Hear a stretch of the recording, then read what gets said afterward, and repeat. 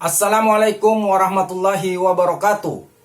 Berjumpa lagi bersama pecinta bola sejati. Apa kabar sahabat pecinta bola sejati? Semoga hari ini kita selalu dalam lindungan Allah Subhanahu wa taala. Hari ini saya akan membagikan video Bung Binder menganalisa pertandingan Timnas Indonesia U20 versus Iran U20. Ikuti informasinya lebih lanjut. Mari kita simak videonya bersama-sama. Saya ingin memberikan analisa dari pertandingan Piala Asia U20 antara Iran versus Indonesia yang berakhir untuk kemenangan Iran dengan skor telak 3-0. Dengan hasil akhir ini berarti untuk sementara Indonesia berada di posisi juru kunci klasmen grup C di bawah Yemen, Uzbekistan, dan tentunya Iran yang untuk sementara berada di posisi puncak. Dan kalau bagi saya teman-teman, kekalahan Indonesia dari Iran dengan skor telak 3-0 bukan merupakan sebuah kejutan besar. Karena jika teman-teman menonton dan mendengarkan analisa yang saya berikan di konten preview untuk pertandingan ini, maka tentu teman-teman juga tidak akan terkejut dengan hasil akhir ini.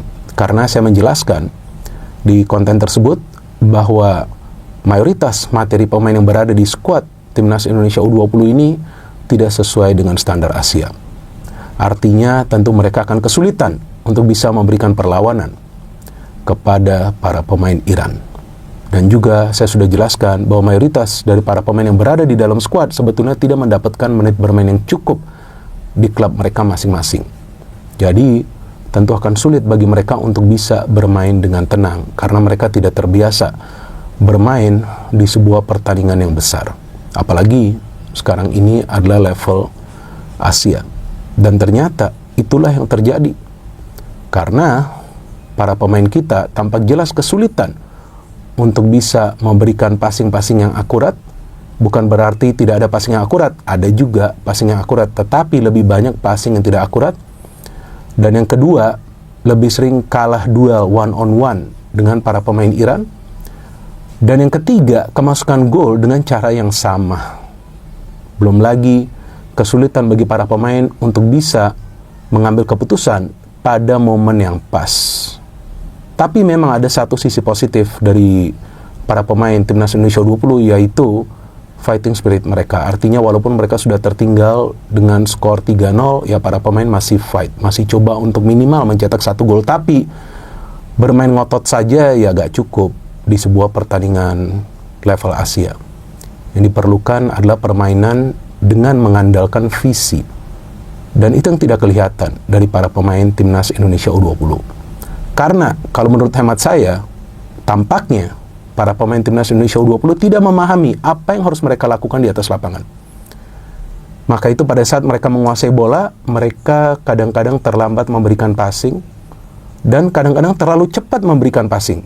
Jadi ya gimana caranya bisa menyusun sebuah serangan yang rapi agar bisa menciptakan peluang emas untuk mencetak gol. Maka itu secara keseluruhan, kalau dari hitungan saya, mungkin juga saya salah. Jika saya salah, silakan kalian bisa koreksi, ada kolom komentar di bawah konten ini. Secara keseluruhan, para pemain Timnas Indonesia U20 hanya bisa menciptakan 3 peluang yang berbahaya, dan 2 diantaranya on target. Kalau sudah sulit menciptakan peluang, ya bagaimana caranya bisa mencetak gol? Tentu akan semakin sulit.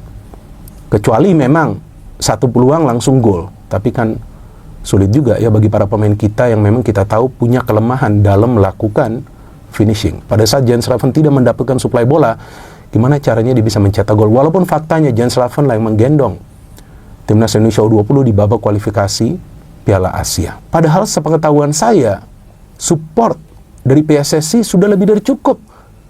Dengan beberapa kali Timnas Indonesia U20 melakukan TC sebelum Piala AFF U19 dan juga kalau nggak salah setelah Piala AFF U19 sebelum kualifikasi untuk ke Piala Asia U20. Kemudian setelah babak kualifikasi juga sama, ada TC. Ada juga turnamen uji coba sebelum ke Piala Asia. Yang kita sudah bisa melihat lah permainannya itu amburadul. Ya kan? Saya harus jujur ketika saya memberikan analisa, gak mungkin saya memberikan analisa untuk menyenangkan suatu pihak. Tapi saya harus memberikan analisa secara fair. Permainannya itu di turnamen uji coba Mandiri Under 20 Challenge Series itu sudah amburadul. Dan saya juga jelaskan, oke lah menang lawan India, tapi India kan tim yang lemah. Itu pun ada 1 gol giveaway kan. Kalau nggak salah itu kesalahan dari kiper India yang Ragil. Saya lupa apakah Ragil itu yang mencetak gol. Jadi memang Saya gak kaget, ini sudah bisa diduga bahwa Indonesia akan kalah, itu pun dengan skor yang telak. Walaupun tetap dong, kita harus memberikan dukungan. Permainan dari Iran itu menunjukkan bahwa para pemain mereka paham apa yang perlu mereka lakukan untuk membongkar pertahanan dari Indonesia. Faktanya mereka menciptakan 3 gol itu sebetulnya dari situasi bola mati kan, 2 corner, 1 throw-in. Tapi mereka paham apa yang perlu mereka lakukan untuk bisa menciptakan peluang dengan harapan mencetak gol. Ini beda dengan para pemain timnas Indonesia U20, mereka tampak dalam tanda kutip, linglung, bingung apa yang harus mereka lakukan.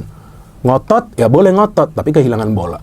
Momen kecepatan sudah bisa diredam oleh para pemain Iran. 1 kali itu pemain Iran melakukan kesalahan, dapat bola, Amaola gak bisa mencetak gol. Jadi, jika taktiknya itu pas, jika pelatih itu sudah tahu kelemahan dari tim lawan, kemudian memberikan arahan kepada para pemain, baru di sana kita bisa melihat permainan yang rapi. Saya tidak pernah mengatakan permainan yang indah. Dan gak perlu juga bermain indah di sebuah turnamen sekelas Piala Asia. Yang penting bermain rapi, artinya bermain taktis, hajar itu tim lawan. Seperti para pemain Iran lakukan. Dan seharusnya Indonesia kalah dengan jumlah gol yang lebih banyak. Cuman para pemain Iran aja yang banyak miss chances. Dan sebetulnya postur dari para pemain kita gak pendek-pendek juga kok. Jika teman-teman nanti bisa melihat aplikasi-aplikasi live score, di sana juga ada tinggi rata-rata dari para pemain timnas Indonesia dan juga para pemain Iran, beda tipis. Ya silakan kalian ngecek saja sendiri. Dan juga 2 center back kita adalah center back yang sebetulnya nggak pendek. Iqbal 179 cm, Kadek Arel 185 cm. Tapi kemasukan gol dari umpan silang itu bukan karena mereka pemain yang pendek, enggak, tapi karena mereka tidak bisa mengantisipasi bola yang masuk ke dalam kotak penalti.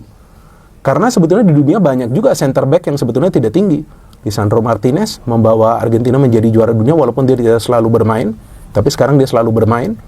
Kemudian Cannavaro sebelumnya pernah membawa Italia menjadi juara dunia, bahkan mendapatkan penghargaan Ballon d'Or. Kan dia bukan center back yang tinggi, bukan yang tinggi 190 cm kan enggak, atau 185 cm kan enggak. Tapi bisa mengatasi umpan-umpan silang karena dia tahu apa yang perlu dia lakukan untuk mengantisipasi bola yang masuk. Artinya ini adalah tugas dari para pelatih. Kan bukan satu pelatihnya.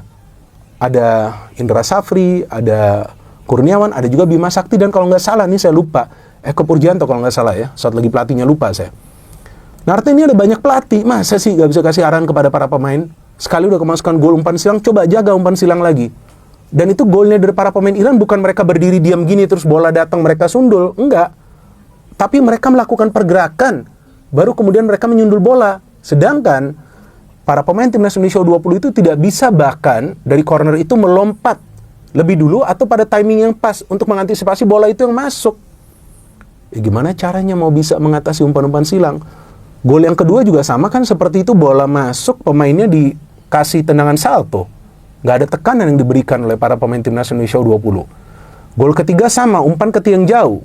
Pemain Iran itu juga melakukan pergerakan. Dia nggak berdiri di sana dulu, dia melakukan pergerakan. Baru dia dapat itu bola, dia sundul. Kenapa? Nggak ada antisipasi setelah kemasukan di menit ke-5. Harusnya kan ada antisipasi dong. Itu kan sudah turun minum. Harusnya kan dijelaskan dong kepada para pemain. Cuman kadang-kadang kalau saya terlalu kritis, nah banyak juga nanti yang tersinggung. Jadi repot juga nih bagi saya. Padahal saya tuh ngelihat pertandingan semalam tuh saya kecewa banget. Kenapa sih para pemain kita kok gak bisa main bola sih? Ini kan pemain-pemain profesional. Walaupun mereka tidak mendapatkan menit bermain yang cukup. Tapi ini adalah pemain-pemain pro. Masa gak bisa kontrol bola kemudian coba memberikan bola ke depan? Ya karena mungkin mereka juga kebingungan apa yang perlu mereka lakukan. Karena mereka seharusnya diberitahu kelemahan dari tim lawan. Sehingga mereka tahu dari mana mereka harus menyerang. Nah itulah yang dilakukan oleh para pemain Iran. Dan para pemain Iran itu dalam transisi cepat. Para pemain timnas Indonesia U20 beberapa kali, 3 atau 4 kali itu mendapatkan momen untuk transisi. Tapi lagi-lagi gak bisa memberikan umpan dengan cara yang tepat ke rekan yang sudah melakukan pergerakan. Kadang-kadang rekan yang melakukan pergerakan itu sedikit lamban.